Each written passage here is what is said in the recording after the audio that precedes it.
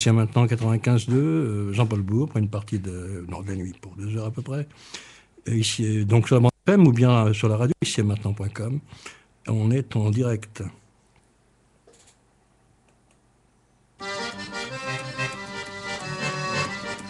Civilisation venue ultérieurement.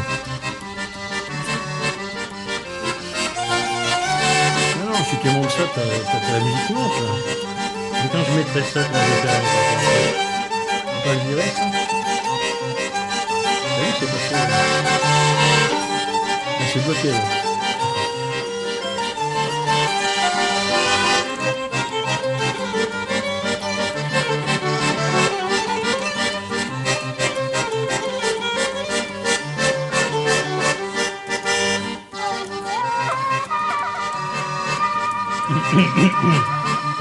What mask there?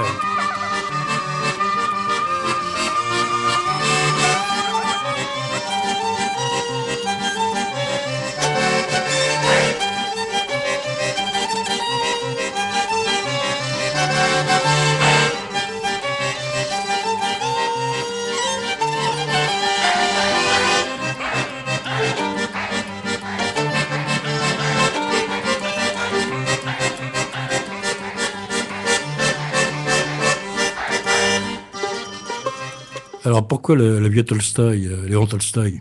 C'est pas un écrivain que j'affectionnais particulièrement. Moi, j'avais lu Guerre et Paix quand j'étais préado. Quand le livre de poche est arrivé, je lisais tout ce qui sort dans le livre de poche. Donc Guerre et Paix, les Cosaques, bien sûr, qui m'avaient incendié quand j'étais homme. Ou bien Anna Karénine. Bon, ça c'est les grands livres de Tolstoï. Donc pourquoi je dis Tolstoï? Je pensais à Dostoïevski. Oui, parce que j'ai beaucoup plus été marqué profondément par Dostoïevski que par Tolstoï, dont Le Vrai Temple. C'est un géant, oui. Guerre et Paix, je ne l'ai même pas lu. C'est 2 gros volumes qu'on trouve dans le livre de poche. Je ne les ai même pas lus entièrement. J'ai lu le premier volume, mais le deuxième m'est tombé des mains au bout d'un moment. Je me souviens quelques visions, bien sûr. C'était quand j'étais môme. Hein. Je n'ai pas relu depuis. Je le lis. Pourquoi voulez-vous que je le relise?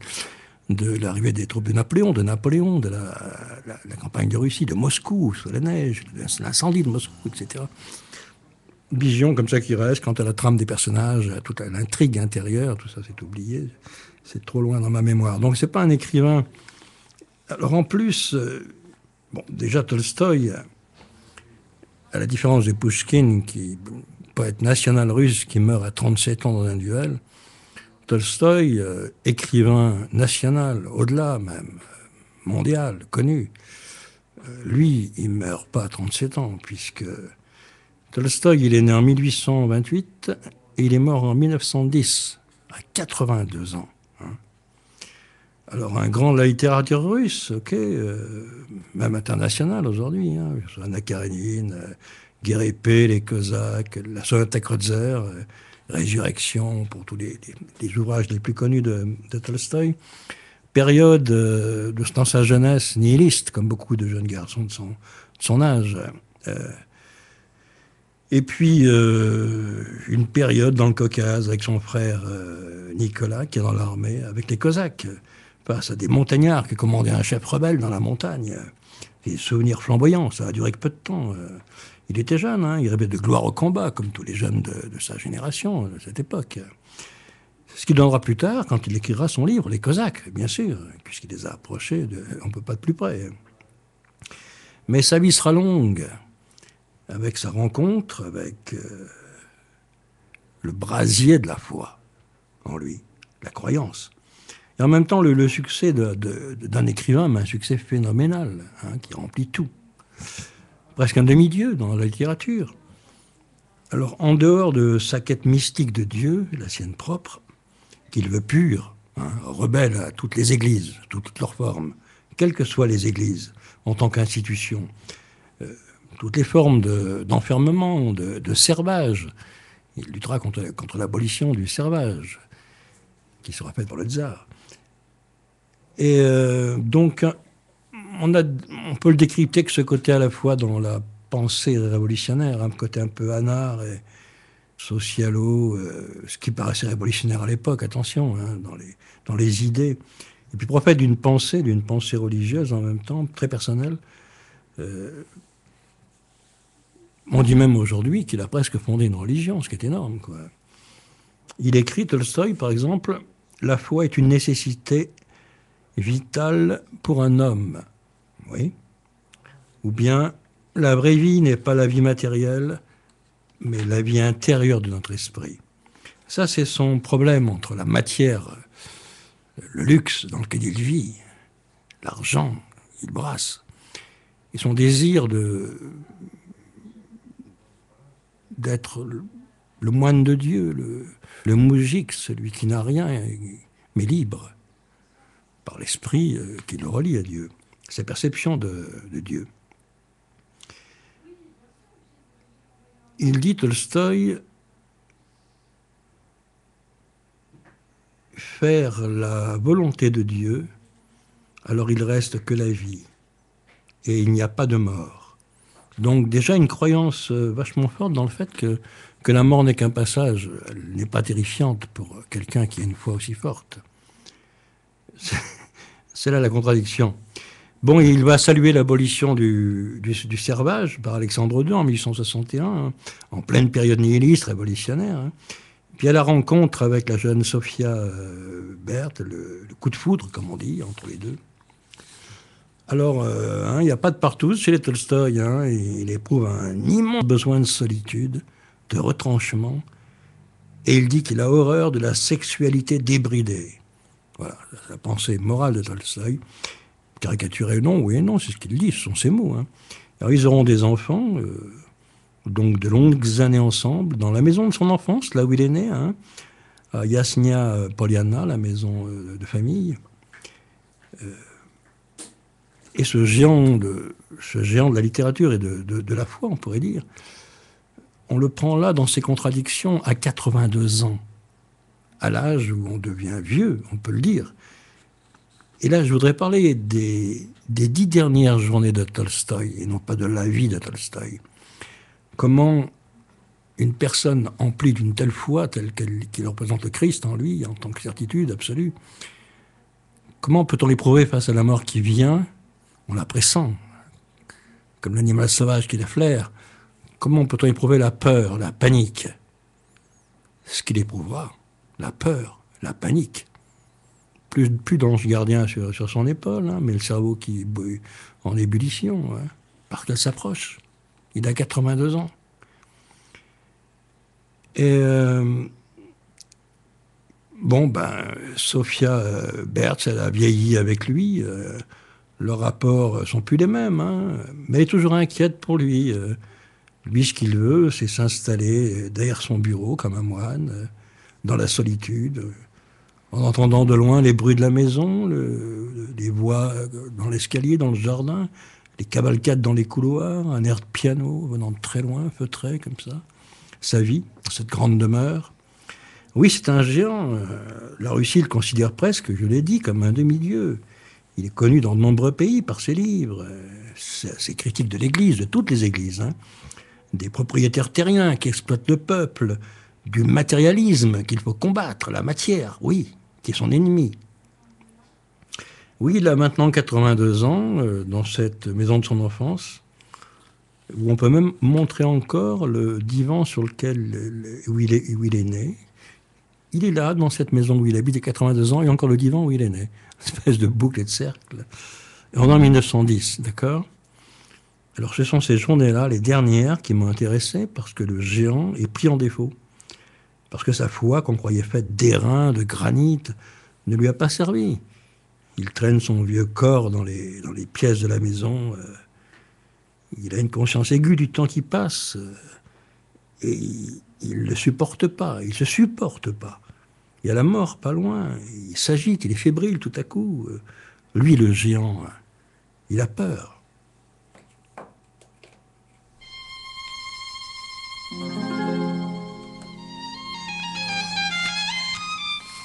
Hein? Ouais.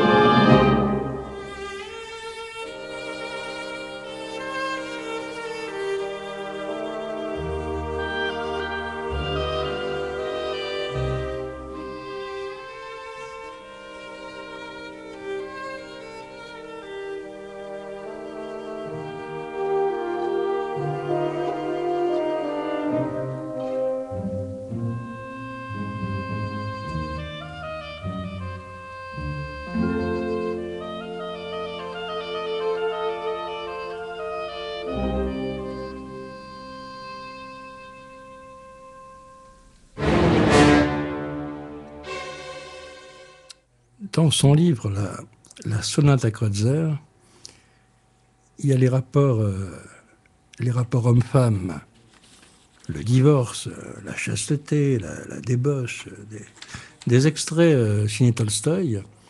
Les jeunes gens dépensent trop d'énergie et de temps à chercher à plaire. Il faut que la chasteté soit un idéal.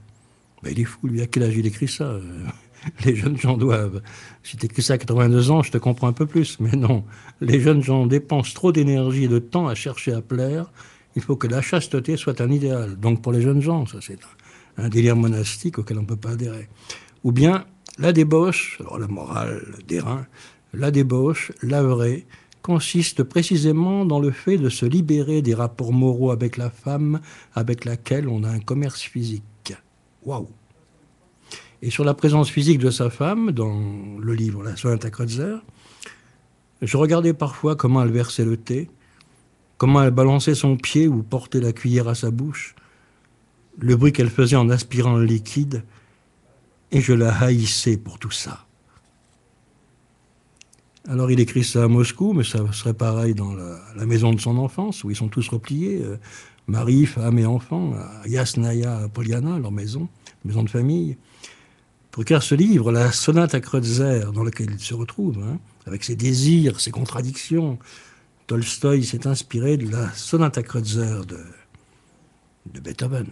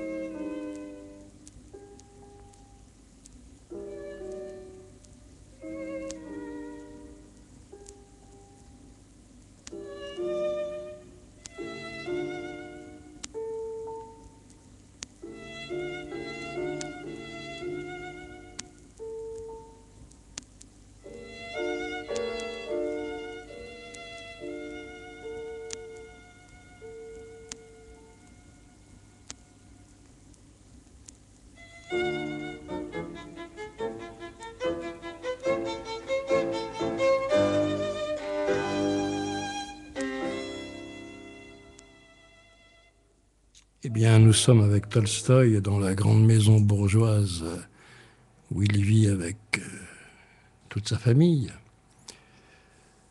Le 27 octobre 1910,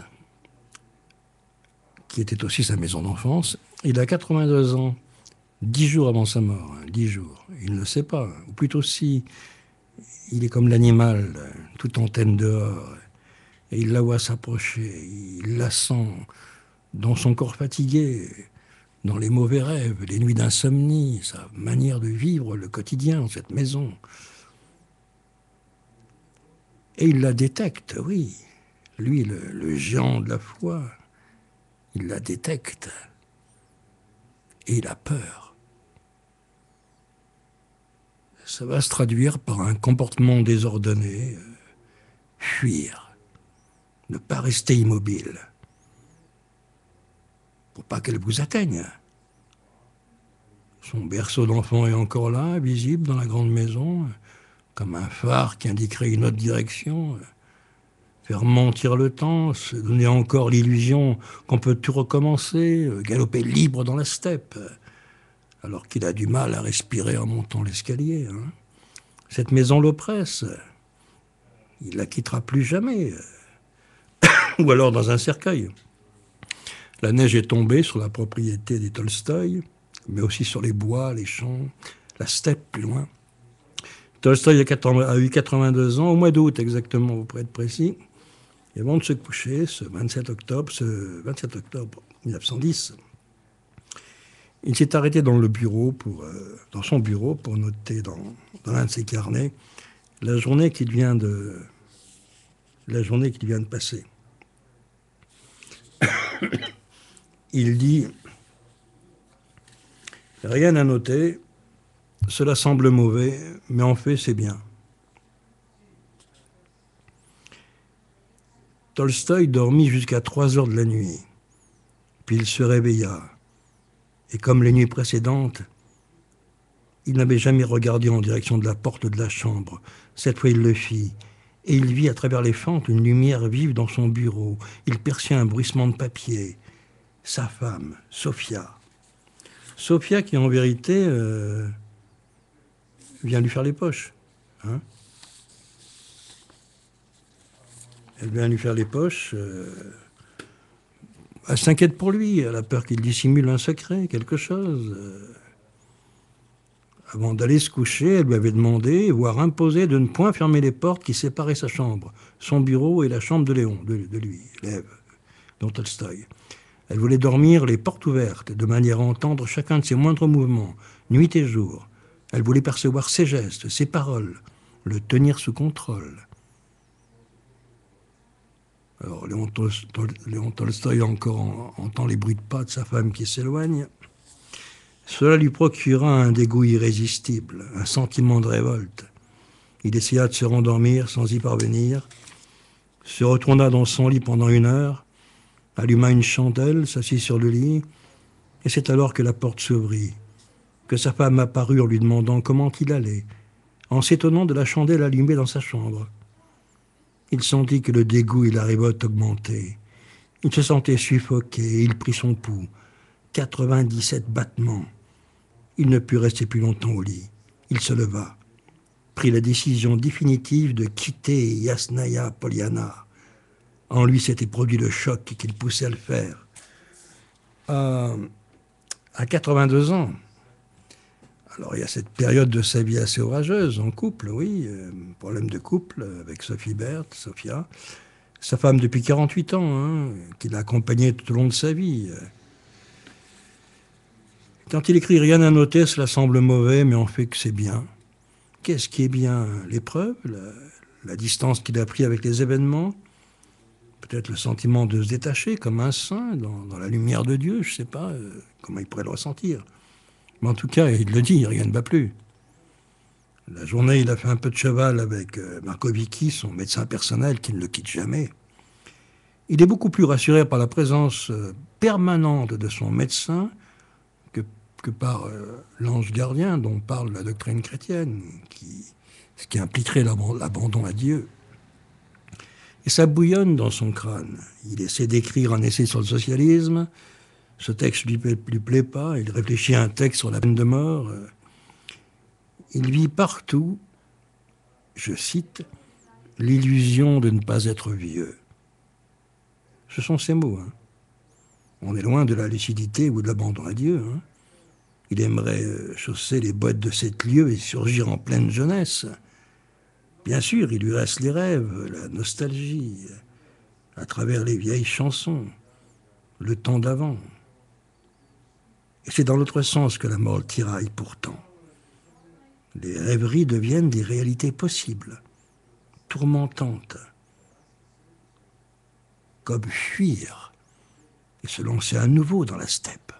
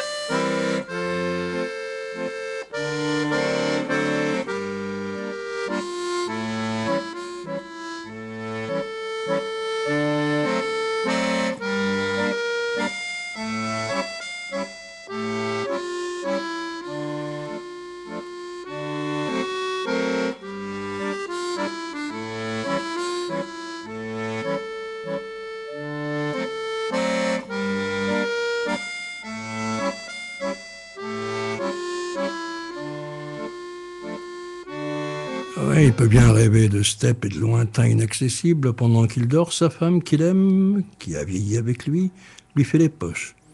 Bon, elle a grossi, elle a 66 ans, c'est une dame. Elle est loin de celle de ses rêves, pourtant il l'aime toujours. Et la ligne rouge, il vient de l'atteindre, lui, c'est 82 ans. Et elle s'inquiète pour lui. Elle croit qu'il lui cache des secrets, des mauvaises pensées écrites dans des carnets. C'est pour ça qu'elle fait ses poches, qu'elle fouille dans ses tiroirs, pendant qu'il dort. Il est 4 heures du matin, il est en robe de chambre et en pantoufles. Le vieux Léon Tolstoï avec sa barbe de patriarche. Et il panique, c'est sûr. Il n'y a pas tes problèmes de couple, le confort qu'il ne supporte plus. Il rêve d'une isbade paysan dans un village de Moudjik pour attendre la mort. Il ne sait plus. Il se cogne au mur, il cherche une issue. C'est sûr, s'il ne bouge pas, s'il ne cherche pas à fuir, la mort va le débusquer, le frapper ici, là où il se trouve. Fuir. Et il écrit une lettre à la lueur d'une chandelle qu'il cachette au nom de sa femme, bien en vue pour qu'elle la trouve à son réveil.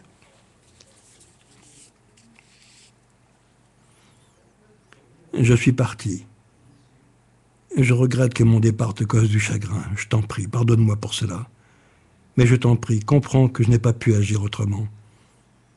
Ma situation, celle d'un homme qui a conscience de tout le poids du péché de sa vie et qui continue de vivre dans ces criminelles conditions de luxe insensé, parmi la misère de tous ceux qui l'entourent, m'était devenue insupportable. Je fais seulement ce que font d'ordinaire les vieillards, des milliers de vieillards, gens proches de la mort. La plupart s'en vont dans des monastères, et j'irai moi aussi dans un monastère, si je croyais à ce que l'on raconte et à ce que l'on croit dans les monastères. Mais n'y croyant pas, je m'en vais dans la solitude. Il m'est indispensable d'être seul. Je t'en prie, ne me cherche pas, et ne viens pas à moi si tu apprends où je suis. Ton arrivée ne ferait que rendre plus pénible ta position et la mienne. Adieu, compagne de 48 ans de ma vie. Ouais, en gros, il venait de lui dire, à sa manière et à son âge, dans un monde différent. Je joue pas de rock'n'roll pour moi, ouais. Bon, ben je sais, les jukebox n'existaient pas à l'époque. Hein. Mais c'est la même lettre.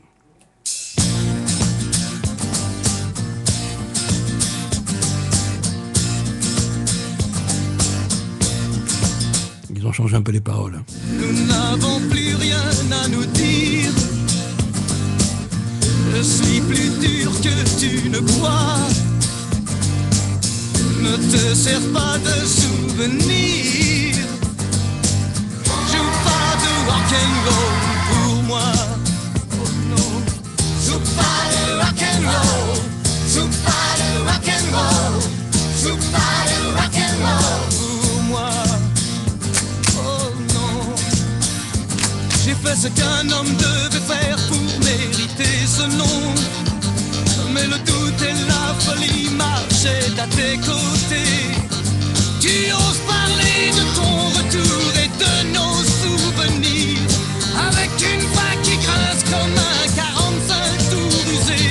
Chaque mot est un mensonge à travers un sourire. Nous n'avons plus rien à nous dire. Je suis plus dur que tu ne crois. Ne te sers pas de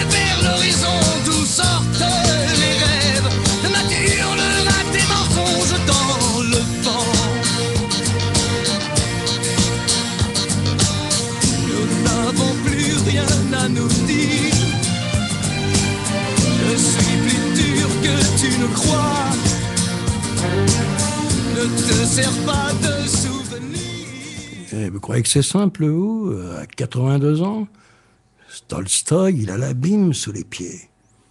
Le sentiment d'être aspiré, oui. Sa fille Sacha est dans la confidence, même si elle n'approuve pas son père. Tolstoï réveille Makovicki, son médecin, puis sa fille Sacha pour qu'il l'aide à faire ses bagages. Tolstoï est déjà habillé, une tunique longue jusqu'aux genoux, ses bottes, prêt à partir. Il faut faire vite, se dépêcher. Si sa femme se réveillait en pleine nuit, il y aurait une scène d'hystérie. Il ne pourrait pas partir en paix. Enfin, en paix, si on veut. Et tout son vieux corps se révulse et repousse l'idée de la mort. La tension est extrême. C'est un vrai combat intérieur. Je lis. Il descendit à l'écurie pour faire atteler les chevaux, tandis que Sacha achevait de préparer les bagages. Mais la nuit était aussi noire que de l'encre. Il rata le chemin qui menait au pavillon. Il finit presque dans un enchevêtrement de broussailles, se piqua, se heurta contre les arbres, tomba, perdit son bonnet, ne réussit pas à le retrouver, se dégagea péniblement du maquis, revint à la maison, prit un autre bonnet, ressortit et, grâce à une lanterne, parvint finalement à l'écurie pour donner l'ordre d'atteler. On voit déjà la confusion dans laquelle il est, même par la motricité de son corps. Il est perdu, là. Il se cogne aux arbres. Il faut une lanterne. Il pique du nez dans les fougères. Il n'arrive même pas à faire quelques pas dans la nuit à l'extérieur. Pourtant, la lune est claire, le paysage. Bon, avec cette lanterne, il arrive quand même à la calèche. Et c'est le départ jusqu'à la gare de chemin de fer de Helsinki, 6 kilomètres. Alors, dans les villages, on commence à allumer les poêles. On voit la fumée qui monte des cheminées. Les moujiks commencent à sortir de leur isba, c'est le matin qui pointe à l'horizon. La neige est éblouissante, elle est là partout. Et Léon Tolstoï aura cette question étonnante. Où pourrions-nous aller pour être loin? Pour être loin. Puis il se tait, parle plus, son bonnet baissé sur les yeux, sa grande barbe blanche étalée sur sa poitrine comme un patriarche. Il a toujours été déchiré entre deux antagonismes inconciliables. Aussi, qu'on ne peut pas réconcilier, bien sûr, et qu'il déchire comme le bec du vautour.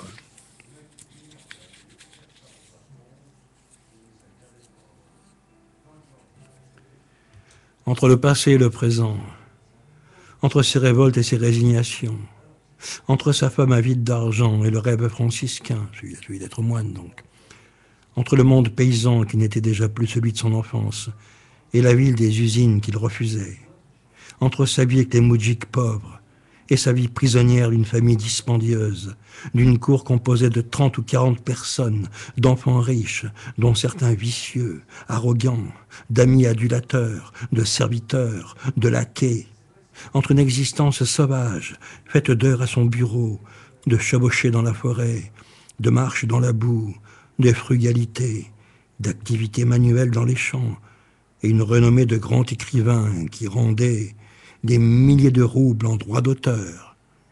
Bien qu'il fût difficile de limiter son monde à un endroit, la maison du compromis était après tout son monde, cette maison de famille. Qu'est-ce qu'on peut reprocher à Sofia, sa femme? Elle avait vécu, travaillé, cuisiné, nourri sa jalousie, élevé des enfants, découvrant qu'elle voulait donner à Léon un bonheur ordinaire qui ne s'adaptait pas à lui, qu'elle ne pouvait pas être heureuse avec lui, essayant malgré tout de renouveler la jeunesse et l'amour de son mari. Elle avait été l'ambassadrice de la réalité dans le monde de ses utopies, lui rappelant chaque jour que ses enfants devaient vivre comme les autres, avoir de l'argent, étudier à Moscou, qu'il ne fallait pas hériter les autorités de Moscou avec des écrits libertaires pour la défense des pauvres, mais écrire seulement des chefs-d'œuvre comme Anna Karénine, pour avoir une vie de plus en plus solide, riche, tranquille, éventuellement en ville, et non parmi les moujiks, à évangéliser, à instruire, à aimer comme des frères entre guillemets. Et Léon Tolstoï s'est jamais défait de sa relation qui l'unissait à sa femme, et aussi de la maison de Jasna Poliana. Dans sa fuite, il y a comme un déni de la mort. Il a la peur d'un enfant. Il croit même avoir de nouveau un futur. Alors ils arrivent à la gare de Helsinki à 7 heures du matin, un jour gris, des flaques de boue le long de la voie ferrée. Tolstoï dut alors décider quel genre de fuite devait être la sienne, c'est-à-dire où aller, comment faire perdre ses traces, s'il fallait en laisser quelques-unes, s'il fallait garder de minces liens avec Jasna Poliana, ou les casser définitivement. Depuis Kokino, il pouvait aller dans toutes les directions, prendre un train pour Toula, capitale de la préfecture, ville-bazar, important nœud ferroviaire qui conduit partout, et rejoindre Moscou pour partir ensuite à l'étranger, comme il y avait pensé quelquefois. Ça, c'est les possibilités qu'il a dans sa fuite. Oui, il pourrait aller partout. Oui. Il pourrait aller partout. Il pourrait aussi aller vers Rostov, vers la Crimée, vers Sébastopol, ou vers Odessa. C'est les lieux de sa jeunesse. Où aller, il aurait pu, c'est aussi un de ses projets, partir chez un paysan, Pietrovitch Novigov, pour se cacher dans une isba. Voilà, comme un pauvre. Alors il vient de faire 6 kilomètres, et 6 kilomètres en train.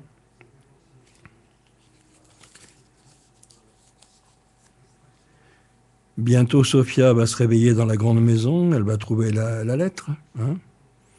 Il est dans la fébrilité, on l'a vu, égaré, agité, cherchant d'impossibles directions, où tout serait réglé, où la mort n'entrerait pas, oui, où il pourrait recommencer, continuer à vivre, retrouver un peu de sa belle ardeur. Adolescent, il rêvait de mourir à la tête d'un régiment de Cosaques. Et là, il fuit, poursuivi par la mort. Il ne sait même pas où il pourrait se cacher, en plus. Où ça? Où? L'agitation, c'est comme si tu cherchais une cage définitive que tu ne peux pas trouver. On ne peut pas se cacher. La mobilité te fait croire que tu es encore en train de chercher, que tu vas trouver. Mais le corps ne suit pas, bien sûr. Et là, il pense peut-être au très beau poème de Pouchkine, « J'avais seul sur la route ». Pouchkine qui n'a pas eu le temps de vieillir, lui, puisqu'il était tué dans un duel à 37 ans. C'est un poème de Pouchkine chanté par Svetlana. « Je vais seul sur la route. Le chemin rocailleux brille à travers le brouillard. La nuit est silencieuse. Le désert est à l'écoute de Dieu. Une étoile parle à une autre étoile. Dans les cieux, tout est solennel et merveilleux. La terre dort dans une clarté bleue. Qu'est-ce qui m'est si douloureux et si pénible? Est-ce que j'attends quelque chose? Est-ce que je regrette quelque chose? Je n'attends déjà plus rien de la vie, et je ne regrette pas du tout le passé. Je cherche la liberté et la paix. Je voudrais m'oublier et m'endormir.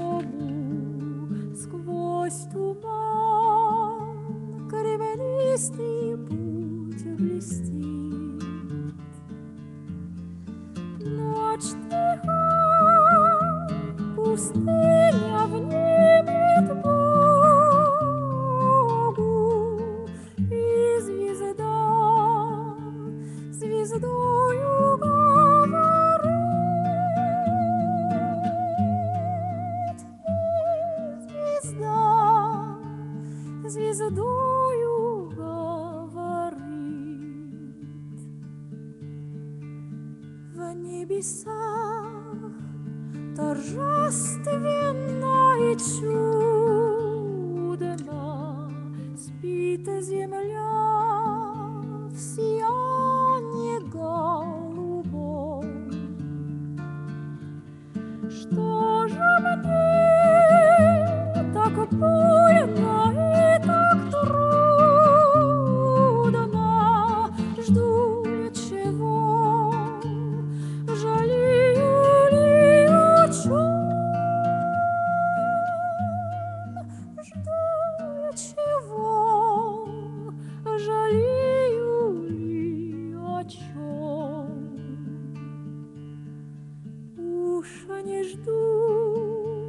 нет жизни ничего,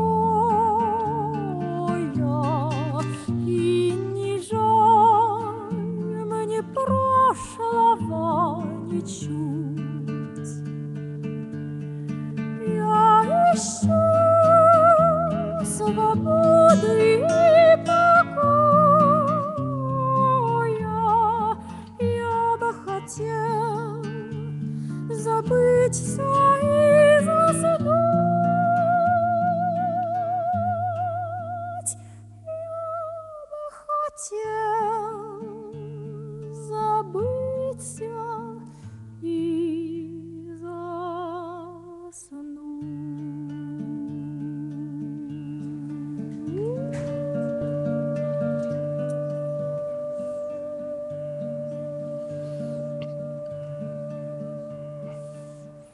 Et Tolstoï, assis sur ce quai de gare, échafaude des stratégies, mais toutes sont chaotiques, pas une ne tient. Prendre le train pour Toula, revenir ensuite en arrière, pour dépister ceux qui peut-être sont à sa recherche et le suivent. Voyager vers l'ouest, pas trop loin, pourquoi pas aller à l'ermitage d'Optino, qu'il connaît bien, où il a passé certains moments de son existence, beaucoup plus jeune. Sacha lui donna 300 roubles, car il n'en avait que 39. En attendant, Tolstoï se mit à se promener sur le quai de la gare et commença à parler avec un garçon. C'était un jeune lycéen. Tolstoï marcha avec lui le long des quais, se trouvant alors éloigné de 400 mètres, lorsque la cloche annonçant l'arrivée des trains se mit à sonner. Markovitsky, le médecin, courut pour l'avertir qu'il fallait partir. Tolstoï dit « Cet enfant aussi fait le même voyage que nous. » Oui, sa fuite, c'est un peu ça, quelque part. Il aimerait faire de sa fuite une sorte d'épopée juvénile. Mais non, pas dans un corps qui tient plus debout. Alors,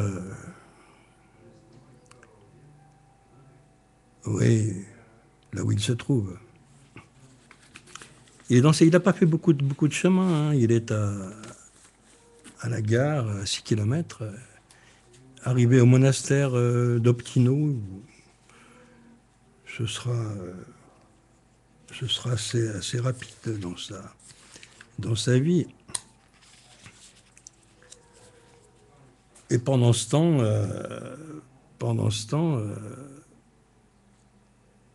ouais, mais oui, mais non, il n'est pas là, lui. Il n'est pas dans la grande maison quand elle se réveille, Sofia, sa femme.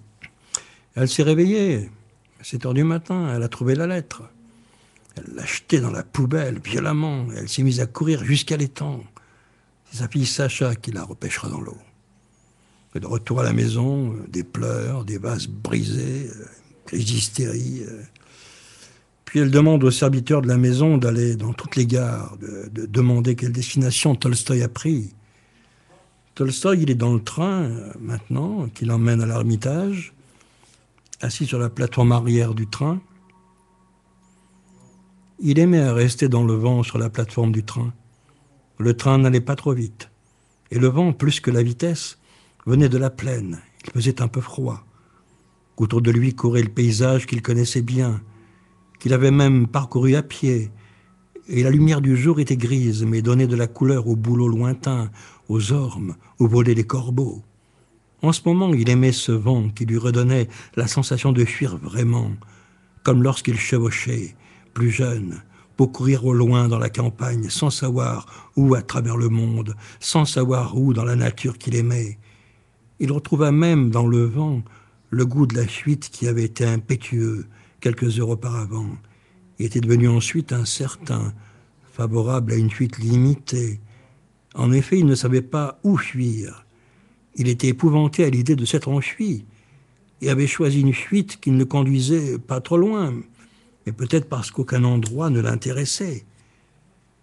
Il s'intéressait maintenant à cette course à travers les arbres, dans le vent, au-delà des fleuves, partout où il y avait des bois, des cieux, des horizons, des solitudes.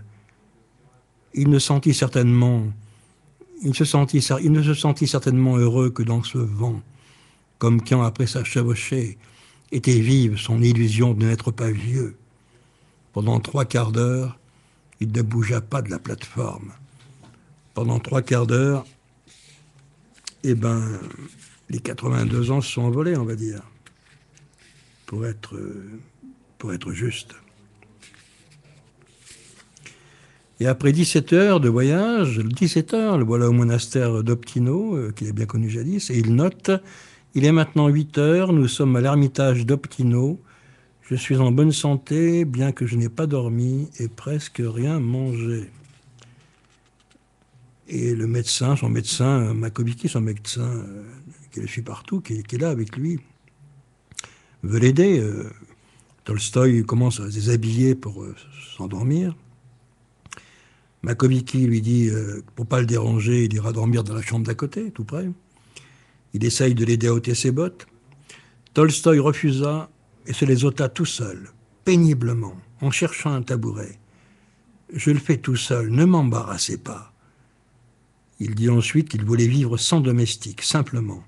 Et il ajouta « et être très économe de mon argent ». Il alla se coucher à 10 heures, mais il ne s'endormit pas aussitôt. Dans le couloir de l'auberge, il y avait des chats qui sautaient sur les meubles, juste derrière la paroi où il dormait. Puis, toujours dans le couloir, on entendait une femme pleurer, la sœur d'un moine boutiquier mort ce jour même. Quand il ferma les yeux, il dormit d'un sommeil agité. Et le lendemain, il quittait le monastère. Il dira aux moines surpris « Au revoir mes frères, c'est ainsi que désormais je traite tout le monde. Nous sommes tous frères devant un seul tsar. » Il alla voir sa sœur, à Charmadino, et prit la décision de louer tout près, pas loin de chez sa sœur, une isba, comme un paysan, comme un moujik. Mais il aurait près de lui sa sœur. Sacha viendrait le voir, il écrirait des livres, il recommencerait à monter à cheval. Pendant ce temps, son fils Andreï a décidé de retrouver son père à n'importe quel prix et de le ramener à la maison. Le gouvernement de Toula a été alerté aussitôt, informé de la fugue de Tolstoï. Les journaux commencent déjà à en parler. Sacha, qui a saisi comme une clairvoyante le mal dont souffre son père, écrit « Tu considérais cette vie comme ta croix, et c'est ainsi que la voyaient les personnes qui te connaissaient et t'aimaient. Je regrette que tu n'aies pas supporté cette croix jusqu'au bout. Tu as 82 ans, et maman 67. Vous avez tous les deux vécu votre vie, et il faut savoir bien mourir. » C'est elle qui a les paroles de sagesse. Sacha, sa fille, la seule avec laquelle il reste, il craint les réactions, évidemment, de Sofia, de sa femme. À 7h40, ils prirent le train et partirent. Ce nouveau train, là, il quitte l'Ermitage. Hein. Il n'est pas assez longtemps. Hein. Ça a été très bref. Donc ce nouveau train était un omnibus pour le sud, sans trop de passagers. Ils s'organisèrent dans un compartiment, firent chauffer du thé sur un réchaud à alcool, mais Tolstoï ne se reposa point. Il avait froid et n'ôta pas son manteau de fourrure. Il regarda la campagne, le défilement des gares. À cette heure, dans toutes les gares, les télégraphes cliquetaient. Les journaux avaient diffusé d'autres nouvelles sur sa fuite. La police était encore plus mobilisée. Mais le train roulait vers la vallée du Don. Aucun contrôleur ne passait. Et pour un long trajet, ils réussirent, lui et son médecin, à ne pas prendre de billets. Ils achetèrent quelques journaux. Tolstoï apprit qu'on le recherchait. Sa pensée allait évidemment vers le sud. Tantôt vers le Danube, tantôt vers le Caucase. Il y avait dans le Caucase les lieux de sa jeunesse les plus fabuleux. Les premières années de Moscou, bien avant. Après aussi. Tout cela signifiait montagne, cascade, cosaques, cimes lointaines et enneigées, vent plein de sable chaud, de chasse, de forêt, de bataille contre les Cécènes, de beuverie, de solitude, de liberté. Oui, Cécènes, tel que c'est écrit, c'est tchétchène, je pense, oui. Bientôt, ce train qui roulait vers le Don descendrait sur la ligne directe pour les skis et côtoierait de grands fleuves. Puis le fleuve disparaîtrait pour former le grand méandre qui l'amène à frôler presque la Volga. Lorsqu'il réapparaîtrait, le but du voyage serait proche.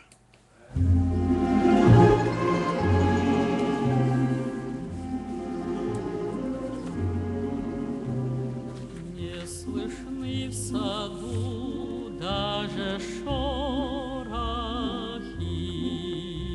Все здесь замерло до утра.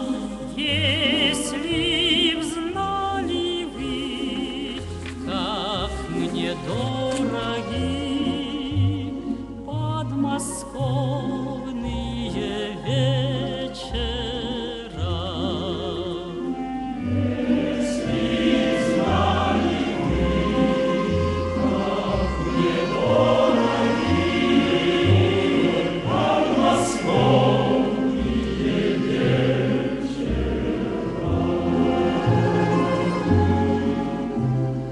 Речка движется и не движется,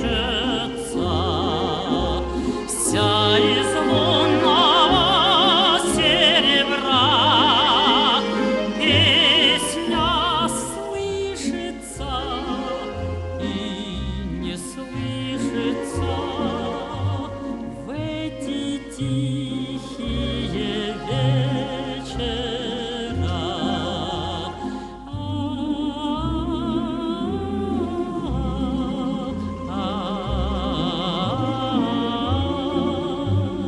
В эти тихие вечера.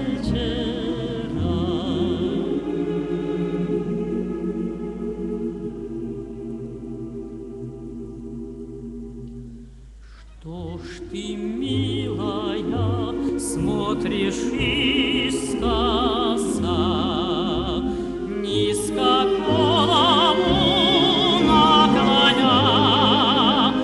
Трудно высказать и не высказать все, что на сердце у меня.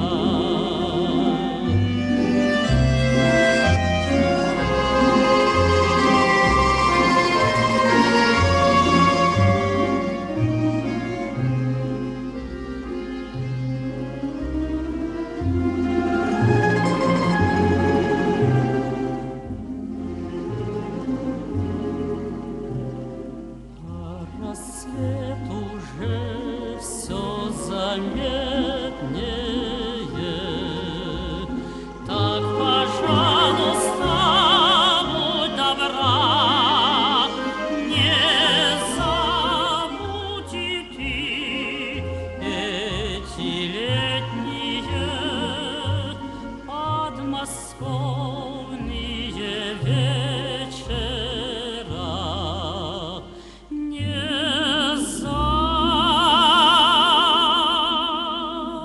забудь и ты эти летние подмосковные вечера.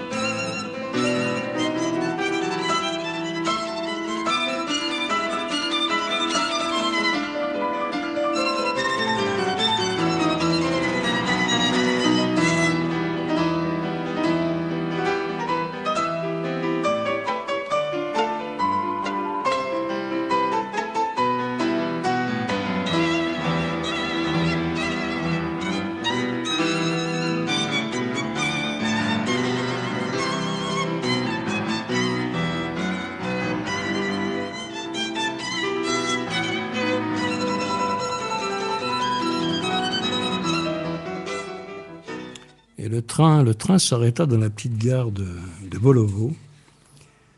Entre 4 et 5 heures, ils s'aperçurent qu'il frissonnait. Ils ne pouvaient pas le cacher, les mains lui en tremblaient. Makovicky prit sa température. Il avait 39. À 5 heures, d'autres frissons le secouèrent. Il avait 42 fièvres. Makovicky comprit que le gel de la nuit, plus le froid des jours précédents, plus le vent du premier jour, avait enflammé ses bronches et ses poumons malades. Il lui proposa de descendre, de se reposer, mais Tolstoï refusa. Une étrange force le soutenait encore, parce qu'il sentait l'approche non seulement du Don, mais du Caucase, plus lointain. C'est pourquoi il ne se plaignait pas, ne demandait rien, tandis que l'obscurité descendait et que le train roulait dans l'obscurité. À 5h30, le sous-officier de la gare l'aperçut dans le compartiment. Il télégraphia à la direction de la gendarmerie que Tolstoï voyageait sur le train numéro 12. Les flics sont prévenus. Il en fugue, comme un gosse, 82 ans. Entre 5h30 et 6h30, il commençait à neiger. Le train arrive donc à Volovo, dans la petite gare. Non, ils sont repartis, là, c'est ça, oui. Oui, ils sont repartis, c'est ça, oui. Oui, il est fiévreux, mais le train continue. Il ne s'arrête pas à la gare, il ne veut pas descendre. Tolstoï luttait de toutes ses forces pour continuer sa fuite. Mais il voyait aussitôt qu'il tremblait en baissant la tête, qu'il respirait péniblement, que par moments il était absent. Et en effet, dans l'heure qui suivit, la situation empira. La lutte de Tolstoï s'affaiblit. Ils eurent l'impression qu'il était urgent d'interrompre le voyage. Ils étendirent sur le Tolstoï un autre manteau, essayèrent de le convaincre de descendre à la gare suivante. Il refusa encore une fois. Mais le vieillard était épuisé, son pouls battait fort. La fièvre continuait encore à monter. Makovicky consulta Sacha et prit la décision. Il lui parla doucement et lui expliqua. Le vieillard n'eut plus la force de répliquer. Il ferma les yeux. Ne demanda même pas où il se trouvait. Il voulait seulement que le train roule, qu'il aille toujours plus loin dans cette course, qui continuait depuis plus de 8 heures déjà. À 6h35, le train s'arrêta quelques minutes à une petite gare. Sous le toit, une lampe éclairait un écriteau. Astopovo. Une toute petite gare, perdue dans la campagne russe.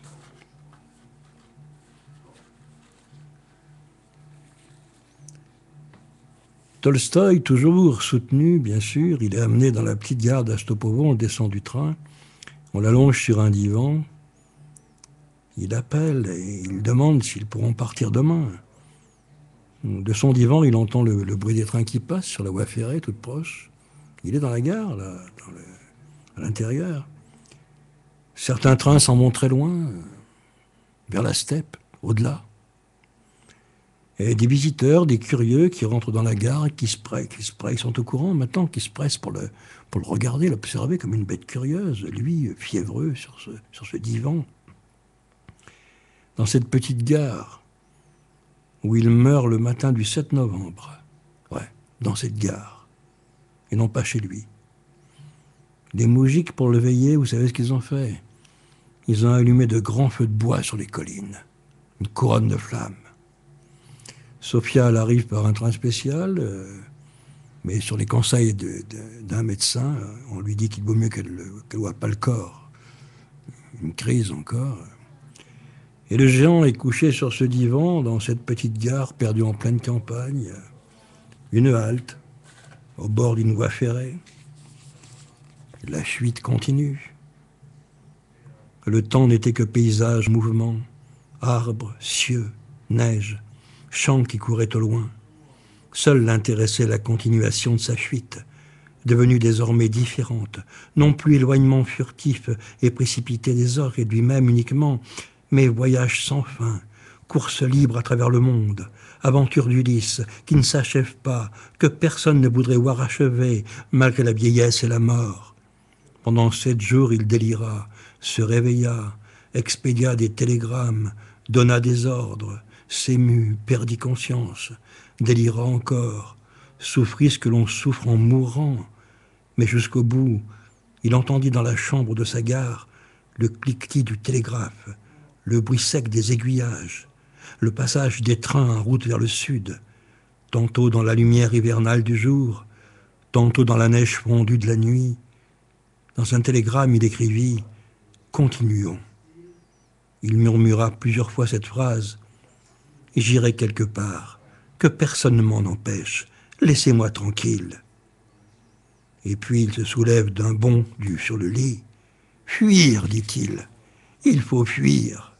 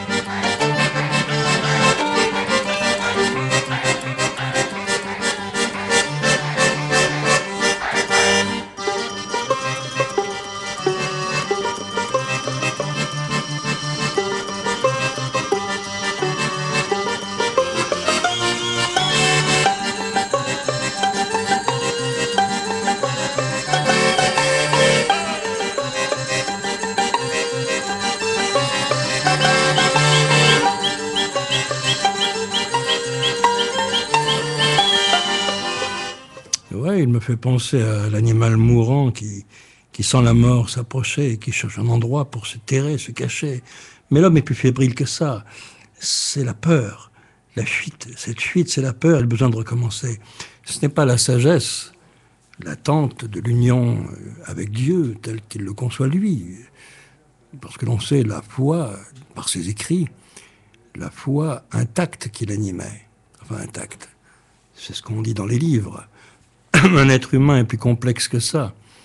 Tolstoï, toute sa vie, tiraillait entre le grand confort du grand bourgeois, aristocrate, le géant des lettres, sa maison, ses domestiques, le monde à ses pieds. Et en même temps, son rêve d'être un moine, de vivre comme un paysan dans une isba, comme un moujik, perdu dans un village de campagne, comme un pauvre. Ce côté abbé Pierre, un peu dégoulinant et larmoyant, c'est pas ce qui m'intéresse chez Tolstoï, mais c'est pas du paraître ni des lubies des lubies de mec friqué, de vouloir vivre comme un saint. Il a eu quand même une vision particulière du Christ, dans sa perception. Je ne porte pas un jugement, je parle de son expérience. Mais on voit bien qu'à 82 ans, à la fin de sa vie, il est traqué par l'invisible. Personne ne court après. Ouais, sa femme, c'est un prétexte. Elle cherche, au contraire, à le protéger, à le surprotéger, pourrait-on même dire, vu son âge et sa fragilité. Et lui ne rêve que quoi ? Il sent qu'il est cerné par les soldats de la mort. Il n'échappe pas, l'enceinte est verrouillée. Alors si tu trouves une brèche dans le mur pour fuir, c'est ce qu'il pense. Un sage attendrait au milieu du cercle. La mort étant à la fois le passage, pour un chrétien, le moment d'union avec Dieu aussi. Changement de monde. Pour cet autre monde dont parlent les évangiles. Dans la tête de Tolstoï, non, on ne peut pas attendre. La peur qui bouffe, qui rampe, comme une légion de rats qui le déborde de l'intérieur, cette peur-là hideuse. Fuir. Pour retrouver quoi ? Ce qu'on ne retrouve plus. Les grands espaces, la possibilité inconsciente et consciente de vivre encore, de continuer, que le futur redevienne du présent, que le futur redevienne du passé, redevienne le passé quelque part, dans son actualité présente, que tout recommence. 82 ans, 83, 84, maintenant, mais non, c'est d'abord entre la difficulté qu'il a de mouvoir son corps, il ne fait plus du cheval comme il le faisait quelques années en arrière encore. Donc cette course, on le traîne dans une calèche, on le traîne dans le compartiment d'un train où il est enfermé dans ses fourrures. Et de ses yeux visionnaires, il regarde autour de lui le paysage qui se déroule, qui défile. Il a l'impression que c'est lui qui galope encore, que le paysage, le vent lui souffle au visage, que tout recommence, que tout est encore possible. La fuite, c'est un recommencement et c'est aussi la peur. Il a l'aiguillon de la mort dans le creux des reins, comme dirait Montaigne. Oui, c'est en ça qu'il se sait vivant, qu'on se sait vivant. La fuite qui continue à travers la mort, c'est une autre histoire. Elle n'appartient pas au dernier jour de Tolstoï, parce que j'étais pas dans son corps et son esprit au moment où il est mort, et je ne sais pas ce qu'il est devenu. Je ne dirai rien sur lui. Qu'il est passé, oui, quelque part. C'est une question de croyance pour certains. Mais même, on ne va pas entrer dans les définitions hasardeuses. Qu'est-ce qu'il y a avant ou après, ça donnerait la thématique d'une émission complète. Simplement l'avant. Quand la mort vient, quand il pressent, comme un animal pressent, on sent, oui, on peut sentir dans ses cellules que la mort est proche. Il y a plusieurs manières de l'aborder. Mourir au combat avec une armée de Cosaques comme il rêvait adolescent, non, c'est trop tard. Il tomberait de cheval au bout de 2 kilomètres. Comme un sage, comme un moine dans un monastère, en union avec Dieu, non, il est pas assez paisible à l'intérieur, trop tourmenté, déchiré par des conflits familiaux, des conflits personnels aussi. Cette espèce de dichotomie entre le grand luxe dans lequel il vit et la pauvreté monastique à laquelle il rêve aussi. Et puis sa pauvreté d'homme humain. Il sait qu'il est considéré comme un géant et qu'on l'admire, il le sait ça aussi, il est inconscient de ça.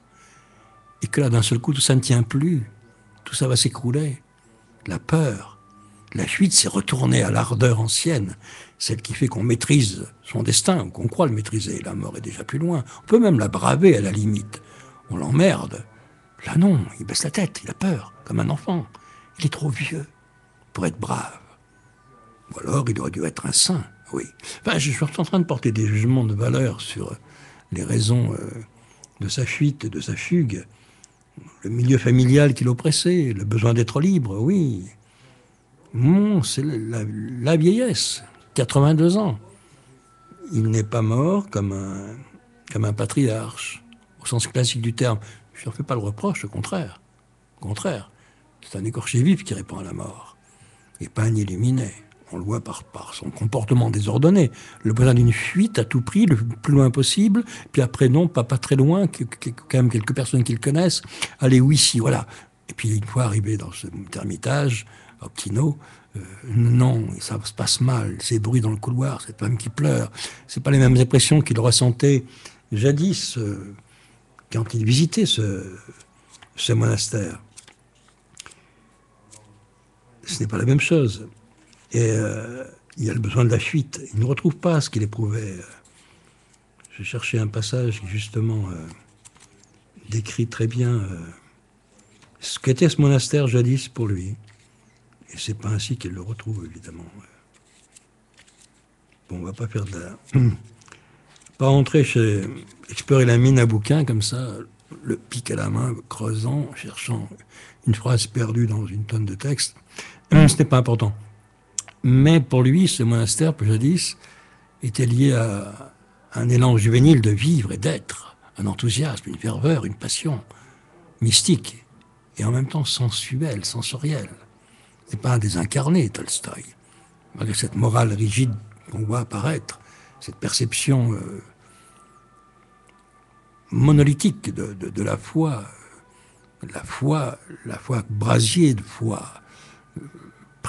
une présence à l'intérieur qui se joue des églises, des enfermements, ce besoin anarcho-socialo, on va dire, de lutter contre l'enfermement, contre tout ce qui bloque et qui limite l'individu.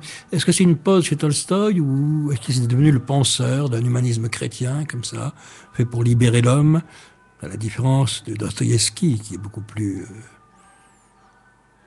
tordu. Quand je dis tordu, c'est au sens de complexe, de la complexité écorchée, où se mêlent directement, organiquement, crime et rédemption tout le temps. Tolstoï, lui, s'étire. Et puis, c'est vrai que son ego a quand même... Et j'imagine comment on peut réagir à ça quand on est une star internationale, le plus grand écrivain de son siècle en Russie, salué comme tel de son vivant, et que d'un coup la mort arrive. Même si tu as tes regrets, on ne peut pas vivre 1000 vies. Quelque part, c'est un drame existentiel. Il ne s'agit pas d'un combat spirituel, pas du tout. Le fait de mourir, c'est une autre histoire. Je ne suis pas là à l'instant T de sa mort pour savoir ce qui se passe exactement comme au fond d'un trou noir au point de singularité, où les notions d'espace et de temps disparaissent. Je n'en suis pas là avec mon corps pour en faire l'expérience. Ce sont que des déductions, tout ça, qu'on peut approcher au flair, comme l'animal de chasse. Mais on n'est pas dans l'expérience réelle de sa mort. Donc, ne parlons pas de la mort de Tolstoï, de ce qu'il est dans la mort. Chrétien, pas chrétien, à quel niveau de vie il se situe à ce moment-là, ou de rien, ou d'absence. C'est des mots humains, tout ça, qui restent en dehors, qui sont rejetés hors de la ligne. Eux franchissent pas la ligne, tous ces mots. La ligne, cette fameuse ligne.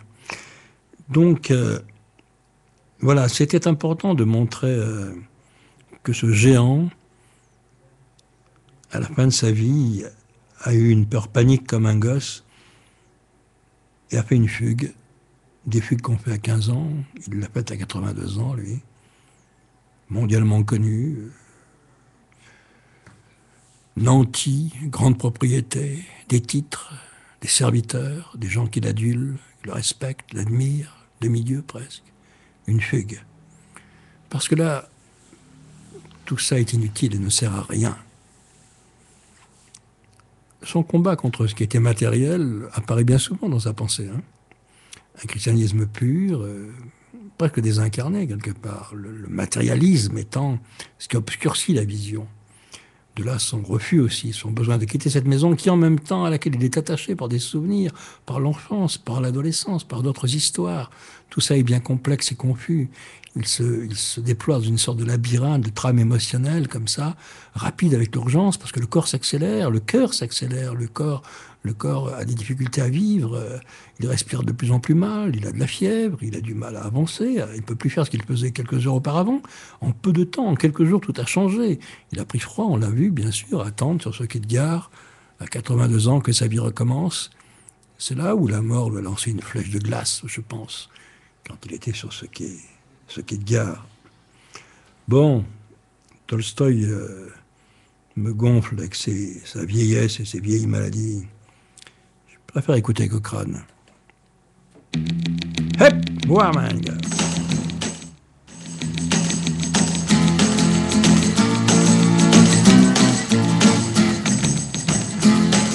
Et camarade bourg, piégé. C'est aussi ce qu'il a cherché à faire, la fuite. Cochrane ou les Cosaques, c'est pareil. On revient pas en arrière. Ben, ça, c'est ce que tu crois. Well, I've been doing my homework all the week long, and now the house is empty and my folks are gone. Woo, come on, everybody.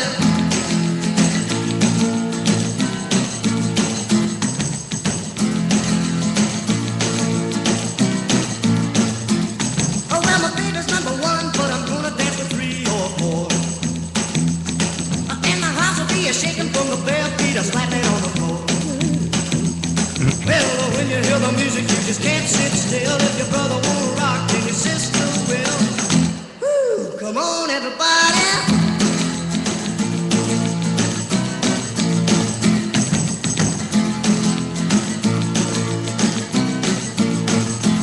Oh, well, we really have a party, but we gotta put a guard outside. Ouais, c'est un chant de Cosaque, c'est vrai. I'm afraid they're gonna have my hide. There'll be no more movies for Non, mais j'ai pas 82 ans, je peux me permettre. the usual crew.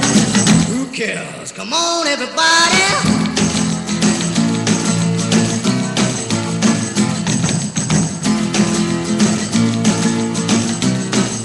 Come on, everybody.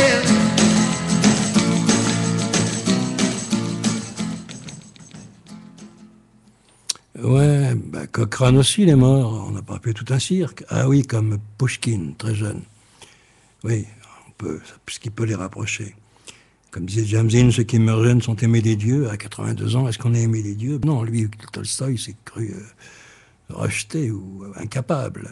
Il a préféré prendre la fuite, se sauver. Funérailles, bien sûr, nationales. Le géant est tombé. Le reste de son œuvre, immense. Pas immense. Je répète, je préfère le Dostoïevski, les nouvelles de Tchekhov, Gogol, que Tolstoï. Il y a longtemps que j'ai pas ouvert un bouquin de Tolstoï. Souvenir des Cosaques, bien sûr, de la Sonata Kreutzer, de Guérépé, oui, d'Anna Karénine. Le peu qui me reste. Quelques extraits sur sa pensée religieuse, ça remonte à loin. Bon, c'était pas mon sujet, lui, il me hante pas. Mais m'intéressait ce personnage qui est un géant, on va dire, on le considère comme ça, un demi-dieu presque de son vivant, à 82 ans, lui qui a presque fondé quasiment une religion, à 82 ans, en quoi le christianisme, tel qu'il le conçoit fervent, lui a été utile. Je ne porte pas de jugement, hein. Je vois juste sa panique, qui est un peu père, pourquoi m'as-tu abandonné aussi, quelque part. Bon, je ne suis pas en train de l'enfoncer des clous dans les deux mains et un seul pour les deux pieds. Non. Mais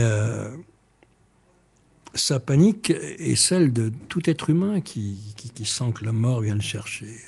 La fébrilité, le moyen d'y répondre. Le suicide est aussi une autre formule de fuite. On ne va pas la préconiser, mais elle en est une pour les gens plus faibles. Le départ, je ne porte pas de jugement de valeur non plus sur rien. En vérité, tu es seul au moment de ta mort, même si la mort est le point de rencontre d'une multitude rayonnante et bruissante comme ça, qui est celle de tous les univers confondus. Cet instant T que tu ne peux pas concevoir par la pensée, il est au-delà de nous. La physique quantique pourrait l'approcher, les chamans pourraient l'approcher aussi. Tolstoï ne le définit pas, il est quand même dans une rigueur religieuse chrétienne qui est portée par des rails, avec une croyance, celle de la résurrection des corps, par exemple, qui me paraît, moi, personnellement, une aberration. Mais bon, c'est sa perception. Je ne suis pas un chrétien dans ce sens-là, je l'agis par l'affectif et l'enfance. Sinon, ma perception est celle, et païenne, ma perception du monde. En quoi Tolstoï me touche, c'est parce qu'il a peur et qu'il prend la fuite, à la fois par peur, mais pour recommencer. Et je rejoins là quelque part, sans le vouloir, la loi du cercle. Sauf qu'il l'accomplit lui de façon chrétienne dans la fin, qui marque le terme, et peut-être le paradis, la résurrection, tout ce dont parlent la doctrine chrétienne, selon ses perceptions, ou peut-être autre chose. Ou peut-être Godzilla dévorant le monde, j'en sais rien, moi, ou un milliard d'étoiles s'embrasant et devenant un seul instant, un micro-instant de lumière pure qui est que toi-même, ou ta conscience encore là, présente, absente au monde, ou bien tout ayant disparu, tu étant nouvelle substance, nouvelle perception, nouvel être, nouvelle manière d'être, toi encore mutant, la mutation, rien n'est jamais interrompu, il n'y a pas de coupure avec des ciseaux en brise, on coupe pas comme ça, il n'y a pas une coupure, ça n'existe pas une coupure. Dans toutes les généalogies d'êtres humains, même la succession des forces, des formes dans la nature, au-delà, il y a jamais de rupture, ça n'existe pas la rupture. Tout est continuité, donc transformation, changement, mutation, dans le sens, où les anciens l'entendaient, du retour de la roue qui revient, qui retourne. Rien ne se perd comme la fameuse ligne de fuite, comme ça, avec un infini qui va nulle part, au bout duquel, peut-être, comme croyaient ceux du temps de Colombe, on peut tomber dans l'abîme, va savoir, tout est possible. Hein. Puis il y aura une légion d'anges qui débarque, qui t'emmène par les épaules. Oh, viens là, camarade, on a fait une surboum au-dessus, on t'attend, il y a de la musique. Comment ça, il y a de la musique? Mais ouais, tiens, regarde. Mais vous avez un jukebox là-haut? I'm just so proud of you. When we go home together after school each night. Ouais, je reconnais le vieux pote là, mais il est où, Léon Tolstoï? Ben là-bas. Pour ses funérailles. On a gardé l'enregistrement, nous. Enfin, ceux qui disent ça, c'est ceux de là-haut. Hein. Ils enregistrent tout, on est surveillés. Il paraît que même Google, à la tête de Google, il paraît que vraiment, hein, ce sont des aliens, ouais.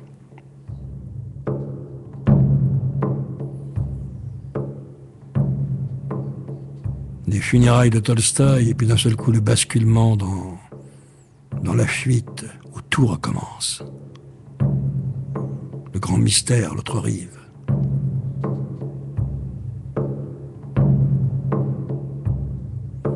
C'est aussi comme un cœur qui bat, ouais.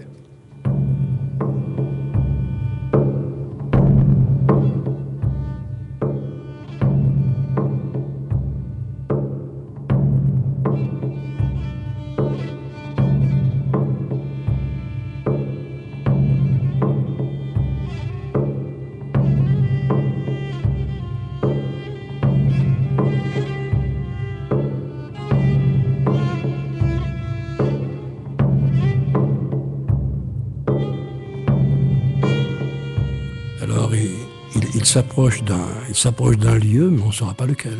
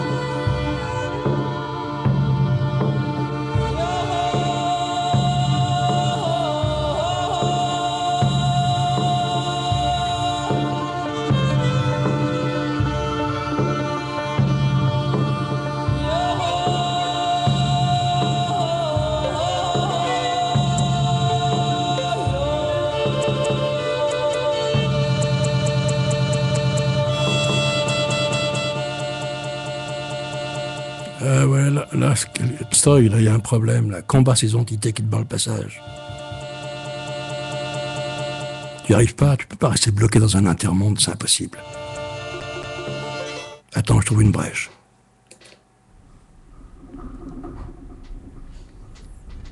Oui, je suis là.